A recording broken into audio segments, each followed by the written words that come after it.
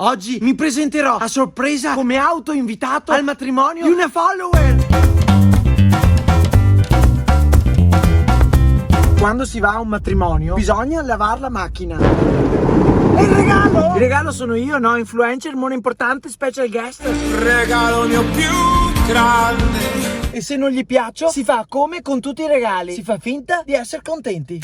Come so di questo matrimonio? Me l'ha scritto la mia follower su Facebook. Ciao canal, lo vedi quel meraviglioso uomo? Ecco, ci sposiamo. Perché quando trovi la persona giusta, anche se la trovi a 50 anni, in due ne facciamo 104, beh, te la tieni stretta. Ti posso chiedere un regalo? Un pensiero per il nostro giorno speciale. Ci basta che ci pensi il 25 luglio e ci auguri solo cose belle. E che vada in mona chi ci vuole male.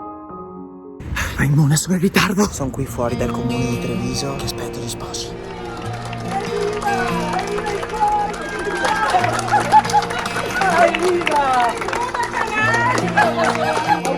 Voglio farti un regalo. Come vi siete conosciuti voi due? In una piscina. In una piscina?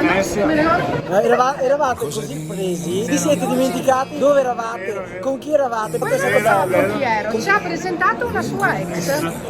Vedete che ricordo? Allora Sara, tu lavori qua, ho già parlato con il tuo titolare, mi ha detto che io e la manager oggi mangiamo gratis e in cambio faccio una pubblicità bellissima a questo locale. Va bene. Ok? Ci stai? In centro a Treviso vi aspetta il ristorante Odeon alla colonna per un rinfresco informale o una cena romantica. Tutti i giorni pranzo e cena. Il fatto è fatto, si sono incastrati. Festa, ma che bella questa festa, ma che bella, ma che bella. Con i figli della sposa, un bel viva e viva!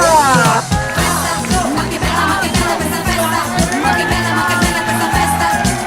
questa festa senza te. Allora Marco e Nadia, io sono stato benissimo, grazie mille. Solo che durante questa giornata io ho visto spesso che vi siete toccati. A un certo punto vi siete anche baciati.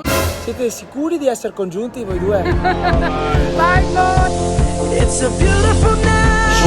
We're looking for something dumb to do.